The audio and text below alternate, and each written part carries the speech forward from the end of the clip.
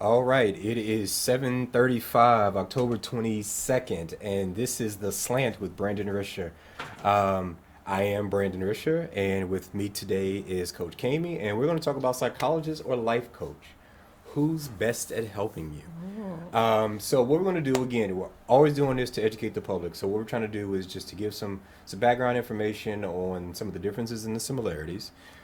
Talk more about the field in general, from your experience, get to know you a little bit more, and we're just going to let this free flow. We're just going to see Like where it. this takes us. So, Coach Kami, welcome to the Slant. Thank you, Brandon. Thank you for having me. Thanks. So you're a life coach. I am. So tell me a little bit more about how you define a life coach, and talk to me a little bit more about your journey of how you became one. Cool. So, life coaching is an industry that is getting a lot of attention right now.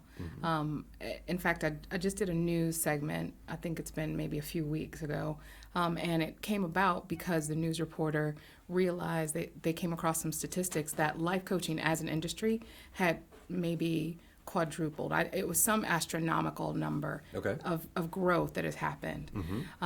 I started life coaching close to 20 years ago. And Okay. and when I started doing it, it really wasn't a big thing. It wasn't a thing, right?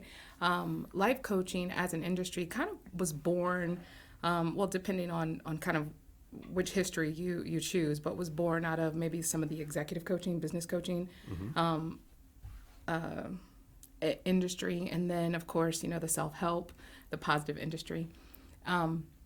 For me, I actually was headed down the licensed professional counselor road Okay. and was working on a master's in counseling. And I have a ministerial background. Okay. And so I was in ministry doing active ministry and would begin to have what I call these coffee chats with parishioners. And a friend of mine who was a life coach then said, "It sounds like what you're doing is really kind of coaching them." And I had no clue as to what that was at the time. So I started doing some research and found out, okay, so maybe coaching aligns at this time. So this is almost 20 years ago, right? So at the time, coaching aligned more with my beliefs fundamentally, just about the human race, Okay. than counseling did, than therapy did at the time. Being in school, I had to do a lot of mind shifting and thinking of people as being broken, and looking at diagnosing them like that. That's really kind of where I found myself in studies, right? And from a coaching perspective, a life coaching perspective, every client that I work with is whole and is resourceful and is capable, and I'm not the expert.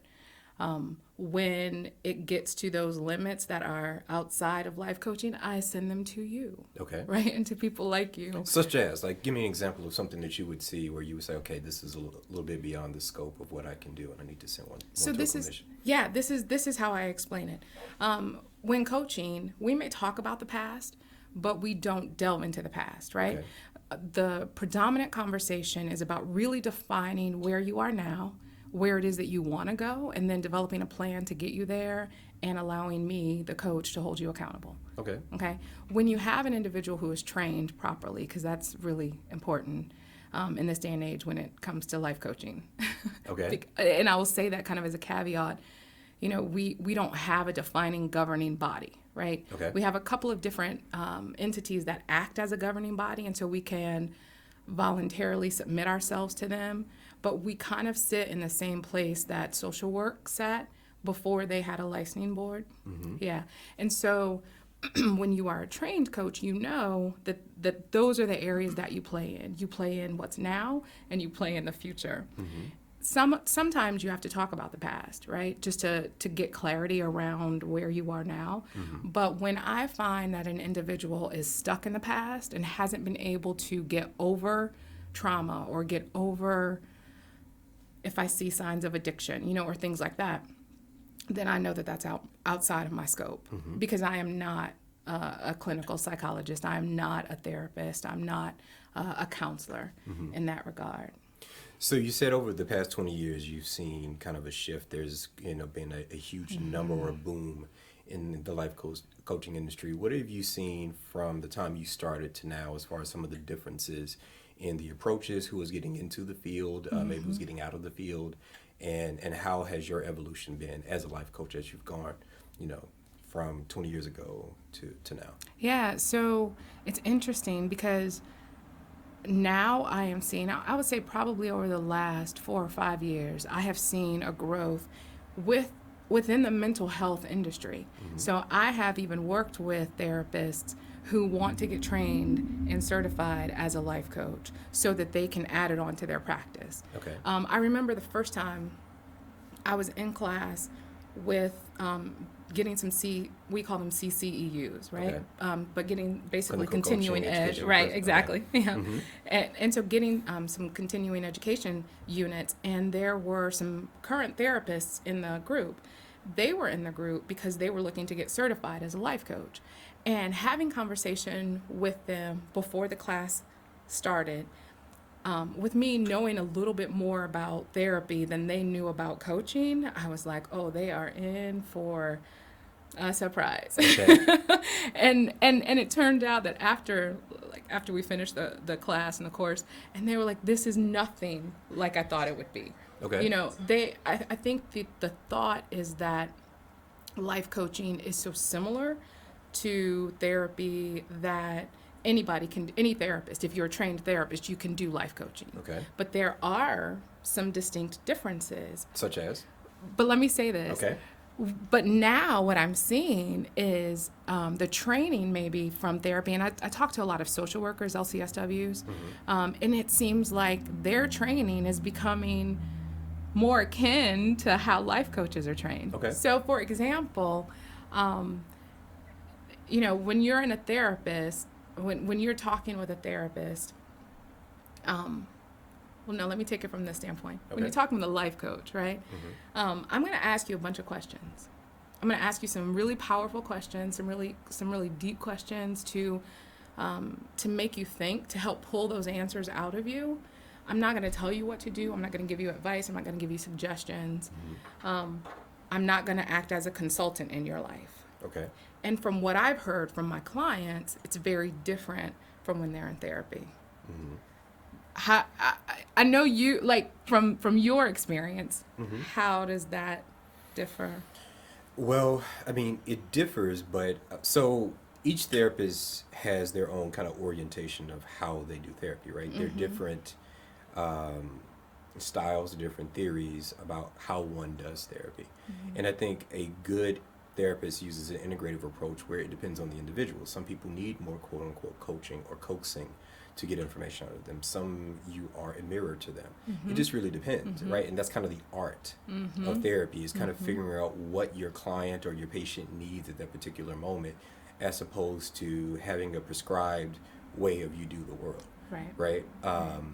So for me personally, I probably ask more questions than most, and I think for other people it may seem almost sermon-like, where I'm speaking to people about a particular thing, particularly if they're going through something tough, and they need, in that moment, some motivation, right? So it just really depends. I think if you are beholden to any one theory, then you are putting yourself in a situation where you can only see this particular person.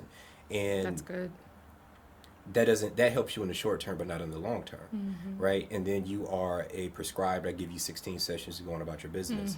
But also 20 years ago, the insurance model was such in our field where that was pretty much what you had to do. So when you were starting out, kind of the way that insurance and a lot of payment structures were set up through EAPs and things like that, that model was something that was kind of the model du jour. Now it's a little different. So where, when therapy started, its genesis was about the past. So when you were talking about the past and how certain, it sounds like you use past as context. Yes. To what's going on in the present, right? Right. Well, that is the essence of what therapy is, right? You are dealing with an individual in the present and you're using their past as context. Now, how deep you go and what connections you make is up to the individual, how well they can process the information, how well you know the theory, how well you can encapsulate it into whatever they are going through. But it just really depends on what you're needing. But the past is always going to influence, what you're seeing. It's just how well you focus on it. Some people think that it sounds like what you're thinking about is more of a psychoanalytic model, where you're thinking about, let's think about childhood, and let's think about the oral and the anal and the phallic stage and all these other things. And you're doing this very kind of old school, basic psychoanalysis. And for some people, that works really, really well. But there have been a multitude of theories that have come out since then. But I think that the genesis of when something starts, it's usually, it permeates through anything that you see even today. So whether that's through the institution of my discipline, that whether that is with an individual, a community, whatever, it's so stuck. So life coaching or licensed social work or licensed counseling became as it's almost like denominations in a religion, right? That the essence of the denomination is still that we have a belief in God or a higher power. However, we like to focus on this, or we like to focus on that. So I think life coaching is, in other words, just another denomination of the helping field. That's a really good analogy. I've never heard that analogy, but I totally, based on my ministerial background, totally get it. That's really good. Okay. Yeah. So your ideal client, somebody you're like, okay, if you have these things, when I'm doing my initial assessment, I think that I'll work well with you. What are you looking for? What are you seeking? So some of the questions that I ask when people schedule one-on-one coaching with me, there's a questionnaire that they fill out before they can actually make the appointment. And some of the questions on that questionnaire are around, what they feel the issue is. And one of the things that I remember being taught by my mentor and in school is that typically the presenting issue is not the real issue, right? And so a lot of times individuals will tell me that it's one thing, let's say the stress on their job. They need to figure out how to change fields or something like that. And then I ask a follow-up question. Well, if this changed, what would that do for you? What would that do for your world? And they give me that answer. So what are the 3 top things that are really important to you about shifting in your life right now? And they give me those answers. So I'm not looking for a particular issue or challenge. I'm looking for a mindset. Okay. And I'm also looking for whether they're coachable or not, that coachability. Tell me what coachability means. Like, how does one show that they have that ability to be coached? Individuals that are open to change, seemingly, and it's subjective, right? One of the questions that I like to ask is, okay, so when is the last time that you shifted a thought, or you thought one thing and you've been thinking it for a while and it changed for you? And tell me about that experience. And that kind of communicates to me whether this individual is stuck in one way of thinking and they're not willing to think anything differently, right? So that's one thing that's really important to me. And whether or not they're an individual who really wants to change. So to be open to change and to really want to change and to move forward, whether they're motivated, right?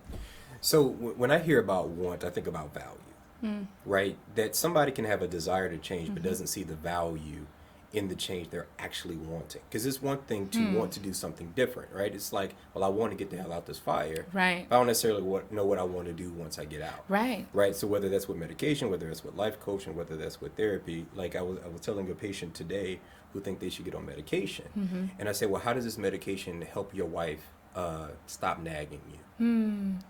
Right? Because that's really your issue. Your issue, you feel that your wife nags you. Do you think that you'll be able to better handle it? Right. Or do you think that, because it almost sounds like you're resigned to the fact that she won't change, so I need to medicate myself in order to deal or cope with this thing that I feel that I can't change, right? And that's an allegory to so many things, whether it's career or whatever. So it's like, do you see the value in it? Is this an intrinsic value, or is this something that you've been told, well, I don't like my job? Well, why? Is it a job that you should like? Or is it a job that pays the bills? Right. What do you really, why did you get in the field to begin with? Right. And what are you really wanting to do from that? Yeah. And I think it's really being able to understand that. And then that's when you can use the past as context. If you're looking to only survive, then you kind of plateau, and then you're going to move on to the next survival job because you never had any direction of where you wanted to go. You're just like, it's a little too hot in here, and go somewhere else, and I'm feeling anxiety and depressed and things like that, because the life circumstances occur. I don't like my boss. My boss thinks they're all that, and you know, Becky's out here trying to destroy me and all these other things. It's like, yes, these are right. These are life circumstances, right? You're going to deal with that whether you're the CEO or not of an organization. Right. So tell me what's success? Oh, please. Before you ask me that question, you mentioned it made something that made me think of this analogy. I was having a conversation yesterday, and they were talking about how right now their staff is used to basically sending people, like people will come into the emergency room, right, and they do well in bandaging them up and getting them stitched up, you know, proverbially, right, and sending them on their way, and they're good. But they're not so good that they stop doing the thing that brought them to the emergency in the first place. Right. And so it's like this. There's a mindset shift that really needs to happen so that it's not just you changing the situation or changing the individual that you're in a relationship with, but it's the same old tune, right? It's the same old thing. Oh, yes. So if you're self-harming, it doesn't matter. You can live at the emergency room and it doesn't matter, right? Because you're the one that's harming self. And it's like, well, what are you trying to gain out of the self-harm? Are you trying to feel alive? Yeah. You know, what are you trying to do? So if you're trying to get some level of help. So I look or at... even if the self... It may not even be that you're trying to, what did you say, feel alive, right? I think from what I see, some individuals are so stuck in these old beliefs and in this narrative that they have in their head where they are just in a habit of self-harm. And I'm not talking about like self-mutilating. Right. I'm talking in terms of the individuals that I work with, the self-sabotage, and that shows up all kinds of different ways, right? Even the imposter syndrome, like that's a big thing right now, you know, but allowing that negative self-talk, that negative conversation that we have in our head, allowing that to keep you stuck, to keep you from living in your higher self. Right? Yeah. So talk more about imposter syndrome. I hear that more and more over probably the past 10 years, where that's been more in the lexicon of our fields, where it's, you know, I don't feel that I deserve this or something like that. So tell me a little bit more about what that is, and in your experience, how do you work with people who are dealing with that? So that's not language that we use, right? I have a lot of therapists that are friends of mine, and I actually have one really good girlfriend of mine who does an entire training. She's a licensed therapist on imposter syndrome. As a life coach, the language that I use is really individuals second guessing themselves, you know, and thinking that how we show up is not really who we are, thinking that there's a disconnect, thinking that I'm a fraud because who people see is really not the real me. I can present well, but if they only knew what I knew about me, then they would know the truth, and not really understanding that the truth and all of who you are is what I know about myself, and it's also what other people experience about me. And having really this standard of perfection in our heads that we try to live up to, that's unrealistic, and we know cerebrally that it's unrealistic, but we still try and go for it, and of course fail every time, which underscores that whole thought that I'm a fraud and I can't do it. And where do you think that stems from? Because that's something that's always existed. It has. So why do you think that it is more prevalent, or is it just that people are more verbal about it? And I think that's why phrasing is so important, because we can put a name, you know, because we're, you know, we're humans, we're simple. We want catchy names. We want things that make sense. Imposter syndrome. I know those two words individually. Cool. Let's put it together, and boom, that explains my life. Yeah. Does it explain your life, Brandon? Well, I mean, we'll see about the end of the show. But where do you think that comes from, and the painting someone or a person painting themselves in such a finite light? Like, well, if they only knew this. And I'm like, but what they do know, they want. Right? So why are you saying that it's or as opposed to and? You are these things, and you're these things. I'm like, trust me, people ain't giving you money. I know. Right? You've earned it, right? Have you been fired? No. Are you getting promoted? Yes. Right. So you're both. And from what I've seen, you tell me if it's true for you, but the folks who embody that are the ambitious, driven, C-suite level folks who are like the badasses of the group, if you will. Right. Who it's like you would not have gotten to where you are in life, Right. Right. if none of that was true. Right. Yeah. Yeah. I mean, when I talk about the idea of confidence, Mm-hmm. I say confidence is in your understanding that the probability of this thing working out well for you is high, but it's not a certainty. Right. I don't have That's to be good. confident in something that's certain. I don't have to be confident Right. that the sun's going to rise. Right. Doesn't matter. It's Yeah. going to do it. Okay. Right? Yeah. I need to be confident in things that I have some power and agency over, and even still it may fail. But if I work at it, if I have my requisite skills and I allow myself to just be as authentic, unique to this situation as I can be, things will tend to turn out well. Yeah. Right? You never know when you work with somebody whether it's going to be a success or not. Right. You can't know. Right. You're confident Right. that, yeah, we'll figure this out. Hopefully. Right. And we may not. Exactly. Right? Yeah. That chance always exists. But when people Absolutely. want Absolutely. these narratives where it's so simple, I want to be known as like these 3 or 4 things. Mm-hmm. And if I don't get to express that, in a way, then I'm somehow a fraud. That I'm somehow not being my authentic self, which I think is another phrase that people use.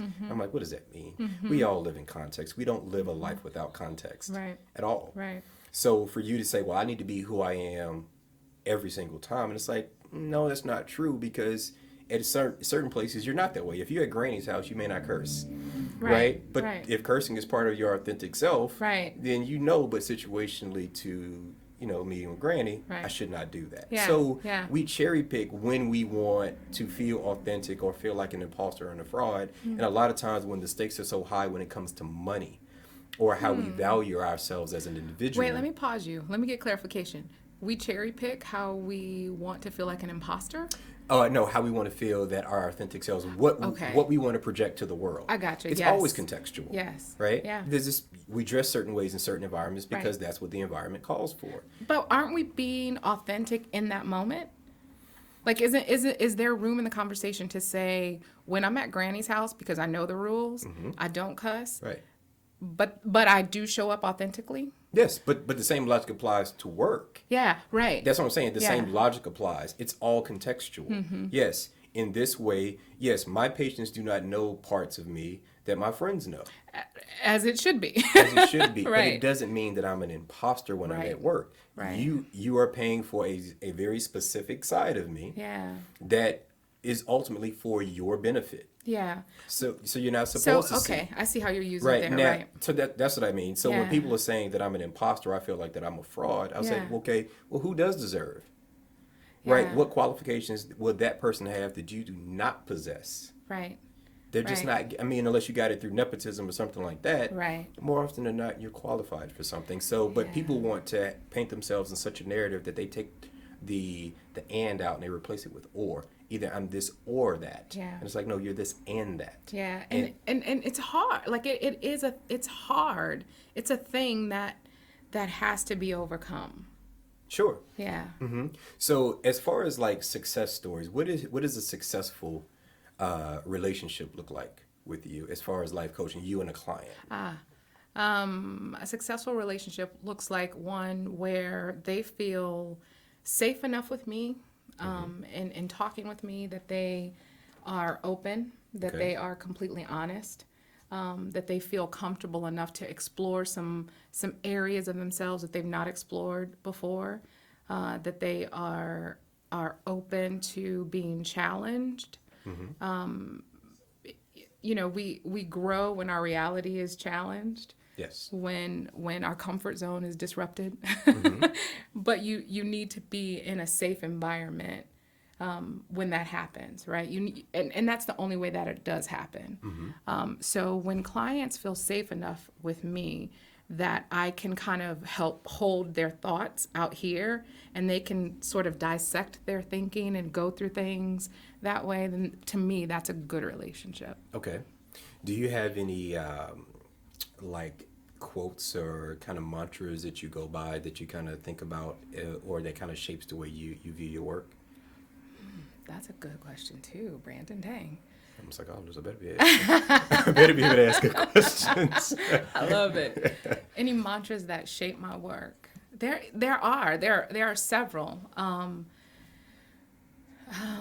So I deserve what I desire, and I desire what I deserve is one that just came to my mind. Another one is it's a question, but what to say when you talk to yourself, Okay. like, what is it that you say to get to that, like, what's that internal dialogue about? What are some other mantras? How come I can't think of them right now? I'm on the spot. Some other affirmations and things that, I'm creating the life I want, you Okay. know. I have lots, and they are not in my brain right now. That's quite all right. So there's two big ones. So on my website and at work, I have 4 pillars that I think about through the prism of therapy. It is wisdom, enlightenment, strength, and growth. Okay. So what that means is when people are coming in, they want to know about the world. They want, oh, my wife or my boss or my coworker or my child.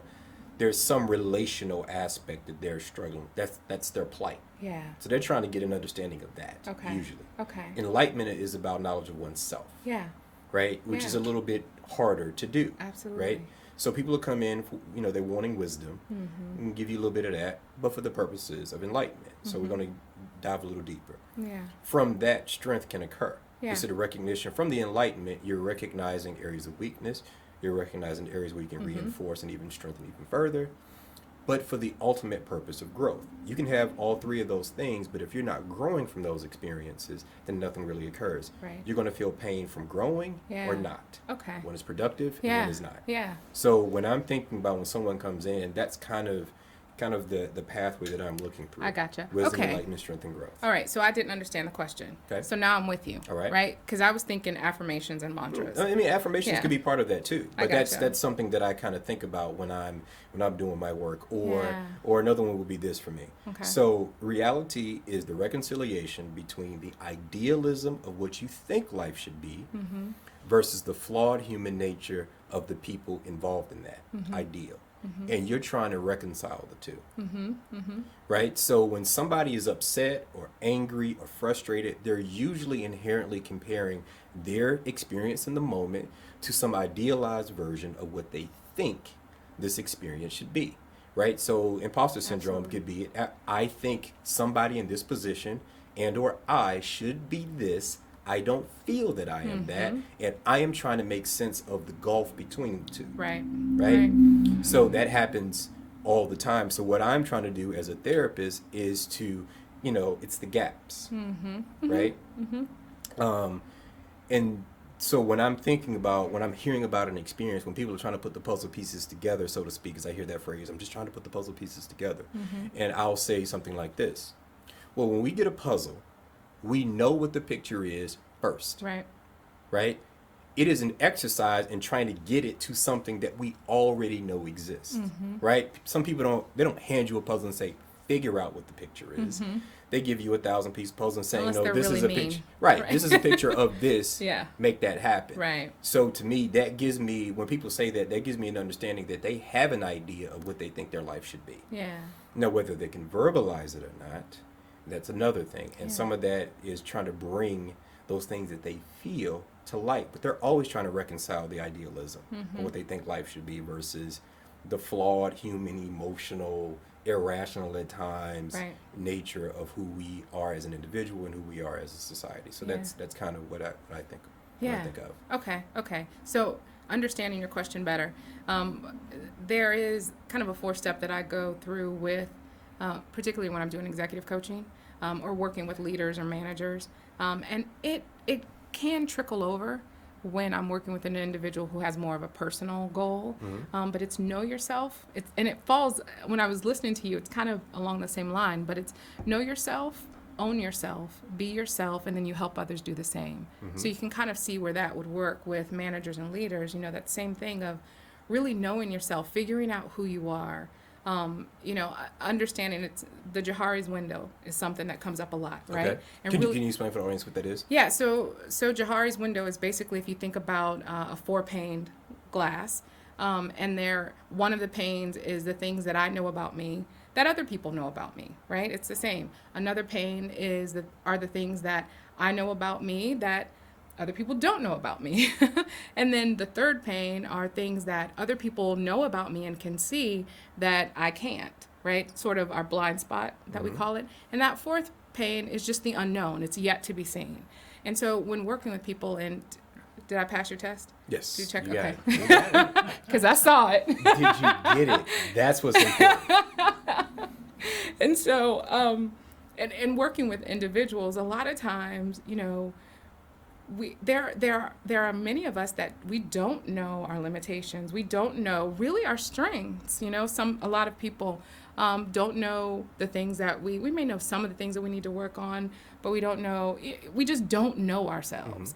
We don't know our triggers. We don't know, why we get upset at that person or when that situation happens, or just really spending time in that, and then owning that. Like once you become enlightened, once you develop that information and you connect to that wisdom and that knowledge, like really owning it and not being ashamed of the things that come to the forefront. And then being yourself is embracing that and walking in that and feeling okay doing that. And it's when you hit that level, and it's a level of maturity and a level of personal security, right? That happens that you can then help others do the same thing. Yeah. So I think the first two pains that you spoke of are important, and most people think about that, but it's the third one, the things that other people know about you that you don't know. That's right. That's where so much knowledge is. That's where so much knowledge is. But increasingly what I have seen is that is the one that people minimize. And so but there's reason for that, right? Okay. I mean, from my standpoint, right? Do you agree? That's what I'm asking. No, I agree. Yeah. But that's also where we come in. Yeah, right. Like we are an agent of that third pain. Absolutely. So tell me a little bit more about that and some of the difficulties you have, because that's where the trust and the vulnerability really comes in, that what this other person is seeing, that I trust and have enough faith in their ability to see and observe and articulate what they're seeing. And I can take that to heart to say, you know what, though I may not agree with it, I respect them enough, I care about them enough to say, I have to listen. And I think that's a harder part, and that's where rapport and relationships is so important, because it is that third pain and really getting that is going to assist in that fourth pain that we don't know, that becomes an ever decreasing thing. Yes. So is that something that you see with your work, or just with people in general? Like, I need people in my life that I trust enough that I can say, you know what, babe, you say that you're not upset, but the times that I've seen you upset, you look extremely similar to what you look right now, right? And that they say, you know what, maybe I can't recognize how I feel right now, but I trust you enough to say you probably have my best interest at heart, so I need to listen a little bit more. Now, some people will pay for that, but we need people in our lives that are that way, because at some point our relationship has to end from a clinical standpoint, right? But who do you have, and and sometimes going back to the self-sabotaging thing is, if I get too well, then this relationship ends, and I haven't found anybody in my life that I can trust enough that is beyond you. So I have to sabotage this and almost in a way to keep this going. Yeah, and it is part of like the training that I do. So right now I have an academy. Okay. We talked earlier about the evolution like of my profession, and so it has gone from coaching one-on-one to a full-on coaching practice that allows people to become a coach, training and certifying coaches. Okay. Some people don't want to get the certification; they just want the coaching skills to be able to better handle their career and move on. And some people want to become life coaches. And then the other part of the business does training with corporations and helping them increase employee engagement. And then, of course, I still do the one-on-one. But I definitely agree with you in that when we're working one-on-one with folks, it is in that third pane, right? In that third window pane. And a lot of what we do when we're following the correct coaching model is to help sustain those habits, right? So we're developing new habits, and along the way, it's like we have that in time in mind, right? Yes. Mm-hmm. So how are you going to maintain this? Right. What are you doing to create an environment that is going to set you up for success when this coaching engagement is over? Mm-hmm. Right. Yeah. Yeah. So tell me more about the academy. Like, what got you to a point where you said, okay, now I'm doing this. Now I want to create an academy, as opposed to just continuing as a life coach and that's it. Yeah. I think that I do what I do really well.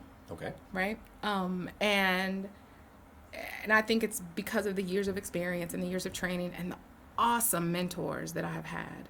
Mm-hmm. And because the coaching industry is becoming so popular, I feel that there is a need for people to really learn the craft, learn the art and the science, mm-hmm. and not just be run through. I started to say something and I'm going to pull that back in. Not just be a number that where I can just write a check and I can get a certificate that says now I'm a coach, mm-hmm. right? Or I can just tack the name coach onto my name, mm-hmm. and go out and practice. Like, no, because you could hurt some people. You're like, no, let's not do it that way. Mm-hmm. And so, I love teaching. You know, I have a knack for teaching and for education. And so to me, that was just like the best of both worlds. Okay. You know, one of the ways I kind of describe people in our field is we're classically trained jazz musicians. So we learn the fingering, we learn how to play the instrument, we learn how to read music, we learn how to do all of those things.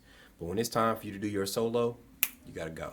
Yeah. Right? And you're not thinking. You just kind of let the natural skills and the gifts and all of that training kind of flow into this individualized artistic endeavor. Mm-hmm. Right? That's so good. if some people are so scientific, they miss the beauty of the art. Right. If they're so artistic, they miss the clean lines of science. Right. That's good. Right. So and it's you that have balance. and you have to find that balance. Yeah. And it's really what I try to kind of mentor newer therapists coming mm-hmm. in. And it's weird that I'm old enough to be able to even say that I can do that. Thank you, Steve. But what I say to them is read outside your field. Mm-hmm. Mm-hmm. You've done enough of that in school. Read outside your field. Why? Because most people you ever work with in life will never do what you do. Mm-hmm. That's good. But they do something. Know the industry or the city that you're in, because more often than not, somebody's going to work somewhere either directly or tangentially to that field. Mm-hmm. So for us, it's banking. Right. So I read a lot on economics. I read a lot on finance. Do you have a lot of banking clients? I have some. Yeah. But the principles, everybody understands money. I got you. Right? Right. Everybody, not everybody understands cyclosthymia, right? I'm sorry. Not everyone, right? That is my Excuse point. Me? It is a diagnosis. It is a low-level bipolar. Ah, okay. Right? That most people don't even know about, right? But most people don't know that. But they do understand these boom and bust in markets. Mm-hmm, mm-hmm. But they do understand that for every great recession, we have these kind of micro booms and busts, which is basically cyclosthymia. It's these low-level kind of, I have hypomanic episodes, I have low-level depression, it never gets too high, it never gets too low, but I just kind of cycle in that way, like a wavelength, right? So understanding those things, because ultimately the work that you do has to stick with them, not you. Right. And otherwise, it's an exercise in your own ego. That is it, yes. And that is something that both of our professions holds dear, that session, all your sessions, it is never about you. Right. It's not about you. Some of the challenges that I have seen some of my students experience is that they get so caught up in wanting to make sure that this session is a success, or that client, like you were speaking earlier, that at the end of the coaching engagement that we met our goals, or, the client was met with success. And that's about the coach. That's not about the client, mm-hmm. So really making sure that, that the focus is on the client. It always has to be. Yeah. It always has to be. And when you get enough practice, you know how to bring it back, because we're human, right? Mm-hmm. Sometimes you may get to like, damn, I I am kind of like almost preaching. Hold on. And then I have a palate cleanser of a question. I'm like, all right, I can reset, right? Because at the end of the day, they need to leave that office or wherever you may be saying, I got something that I can use. I have another nugget that I can use, whether it's with me, whether it's having a better understanding, whether I get to just sit on it. I can't do anything with it yet. You know, it's like advice with sometimes your parents gave you, like, I can't do this. I'm 8 years old. The hell I'm supposed to do with this? You know, everything comes in due time, son. You're like, no, I want it now. And then you become a father and you're like, got it. Or an opportunity presents itself. So you're always wanting to leave those nuggets, but you're always trying to say, what is in the best interest of what's now? You know, and the artistry is, you can have something great and beautiful that's planned out, and somebody walks into your office, and a tragedy occurred. They're crying. They don't know why. And you're like, damn. But I had this man. I spent all this time, and just like, you know what? What's best for you now is not anything that is going to be clinical or, you know, cognitive behavioral based. You just need somebody to be there with you right now. And so do you ask them that, or do you make that assumption? You do a combination too. Sometimes I'll just say, what do you need from me today? I just need you to listen. That you have. Yeah. Right? Yeah. And if they're unsure, that's when it is our job to take the risk based on the relationship of what we know about them to say, well, this is what I think you need. Okay, so that's a definite difference between coaching and therapy. Okay. Because as a coach, how we would approach that situation is never to tell them what we think they need, but to continue to ask questions, maybe a different question, but to really help them own that moment and help them figure out what it is that they need. Okay. Well, so here's the difference. So now we can talk a little bit more about this is some good. of the difference. So what I would say to that, yes, you are right. However, there are situations where they can't fully articulate what that is. And I think that highlights the difference in our clients. Okay. Right? Okay, because you're saying that they may be able to better articulate that, so the people that you work with may have a better ability to do that? Or no, I'm not saying that they would have a better ability to do that. I'm saying that that the fundamental belief, one of our presuppositions, is that they know and that they can, right? So that they are whole and that they're capable, right? So that they do know, but it might be under a bunch of gunk. So they can't directly connect to maybe in that moment what they need, that they feel like they're incapable. And so it is our role in that moment to just give them space, or to not even make the goal like ours. It's kind of hard. I'm having problems articulating So at the moment. So should I take the risk and ask a question? Ask me a question, absolutely. And take the risk in asking a question, but not telling the client, right? Well, I will say this, and here's where the risky part comes in. You could be wrong. Right. But there's knowledge to be gained from that. I can't afraid to be wrong. Right. No. So if I say, you know what, it appears to me that, you know, let's say you give them the space. You don't immediately say, well, I think you're upset.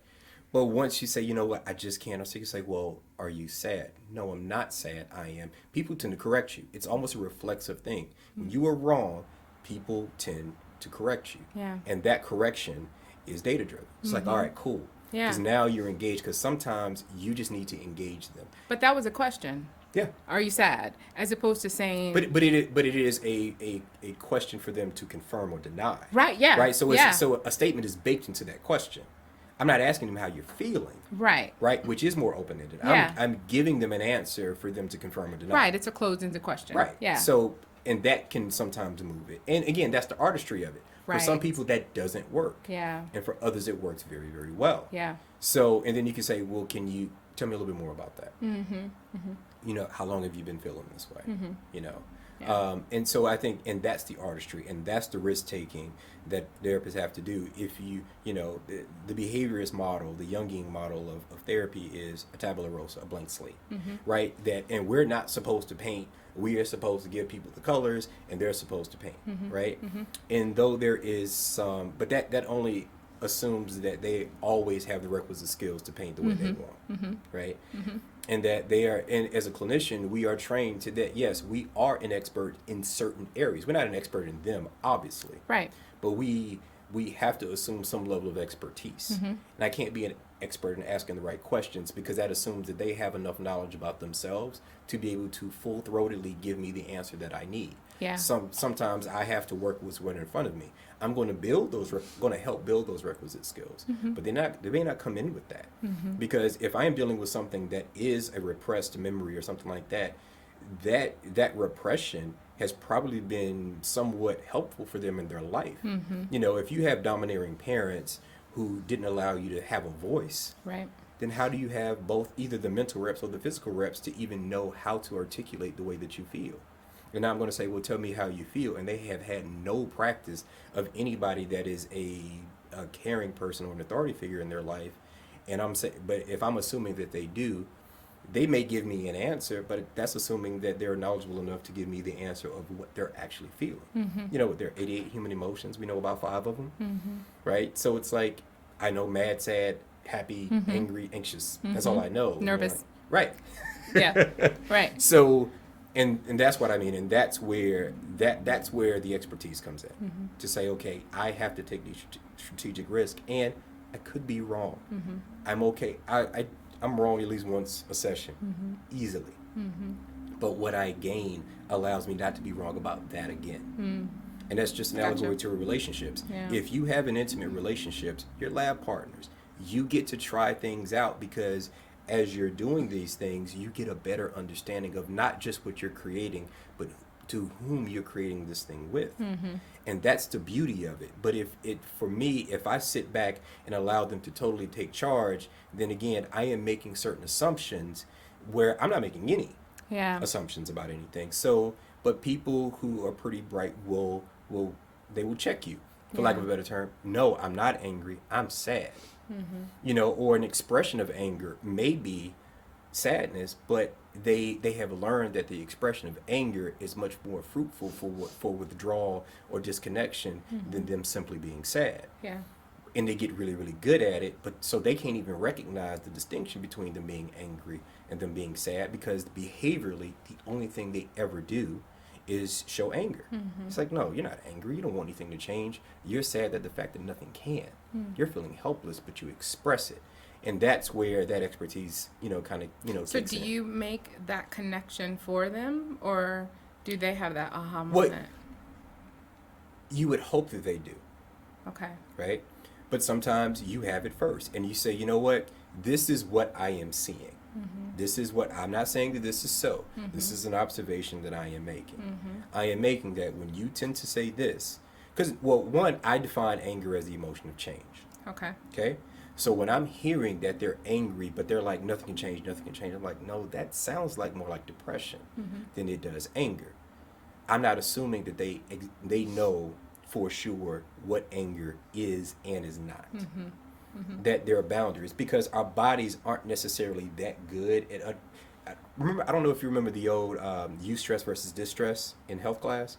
That eustress is a good stress, like a performance anxiety. Yeah, that's right. Where Yeah. distress is more of a stress that kind of is detrimental to you. Where your body can't make that Right. distinction. Right. Right? So why would I assume that your body can make other distinctions where it's just all anxiety?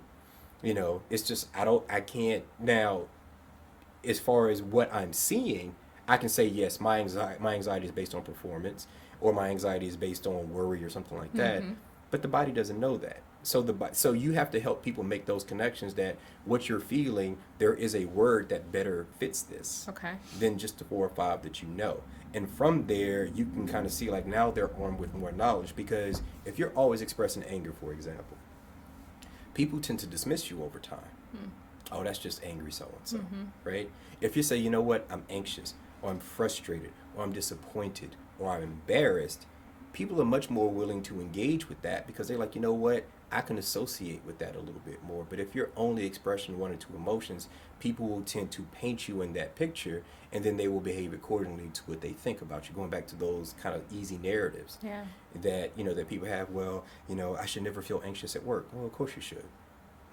or I should never feel this way. You're a human being. What are you talking about? Of course yes, there's some days you might look in the mirror and say, I'm ugly. And the next day you're like, I'm the coldest thing I have that's walking.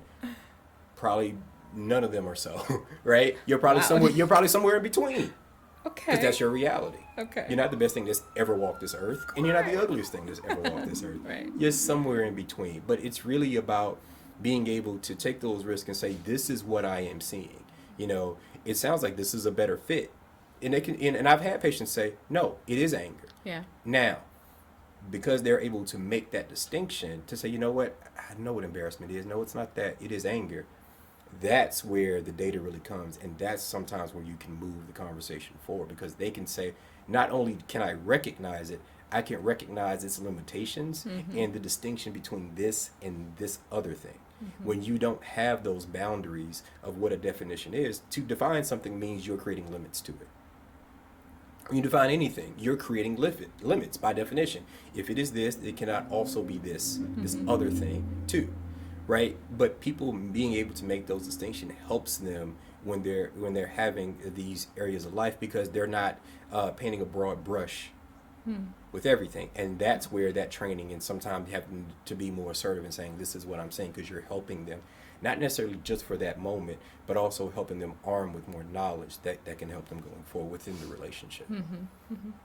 So two last questions that I'll ask, and then we'll go. Has it been an hour? Just about an hour. All right. Look, an hour is baked into my mind. I can feel. You can feel it. You've been doing it for so long. I love it. And Steve's laughing. I know. Yes. So, Yes. If someone was a candidate for life coaching, what would you say if somebody's listening now and saying, you know what, I should think about this? What should they look for as far as the type of life coach they're looking for? If they were looking to vet, how would you suggest that they do so? That's question one. You mentioned rapport earlier, and I think that's a big thing. Really paying attention to the feeling that they get when they seek out whichever life coach. Of course, I would suggest that they would go to my website and schedule an appointment with me. Website being what? CaymeAndrea.com. There you go. But definitely have a conversation with the coach. Also do background, find out what their experience is, what their training is, whether they're certified or not, how long they've been in the field. There is a myth that if you've been doing something for a long time that you're really good at it. That is a myth, right? Because you could be doing something for a long time the wrong way and not necessarily be good at it. So I wouldn't judge an individual by how long they've been a trained certified coach, but definitely that they have adequate training, right? That they have appropriate training and that they're certified. And then have a conversation with them and really rely on your gut. Some people match and they click. I'm sure you have had individuals come and sit in your office and you're like, I hope they don't come back. Yes. And that's the reality, right? And then you have other individuals where you sit down and like from the handshake, okay, this is going to be good. So really trusting their own gut and their own intuition and looking at that. Okay. Yeah. Last question. What's the best part of your job? Man, I really, really, really love what I do. Like, I am so freaking grateful to be able to do what I do and do it full time. And for myself, because I was doing it full time for somebody else for a minute. And the thing that excites me still is when I see the light bulb come on for someone else. When I see and they tell me about that aha moment, or they tell me about that success, and they are invigorated because they didn't realize that they could, or that they had that thing, or just things are starting to work out for them. And so, one of my tagline is engage, empower, and equip, right? Oh, say that. Please say that again. Engage, empower, and equip. And so when I work with individuals, and that's whether it's groups or one-on-one, I engage with people. And the goal is to empower them and to equip them with the tools that they need so that they can live a happy, fulfilled life. And it doesn't take much. It doesn't. So yeah, that's what I love. Okay. Coach Cayme, thank you so much. Thank you, Brandon. This was an enlightening and illuminating conversation, and I'll look for you all in 2 weeks. All right. Have a good night. Thank you.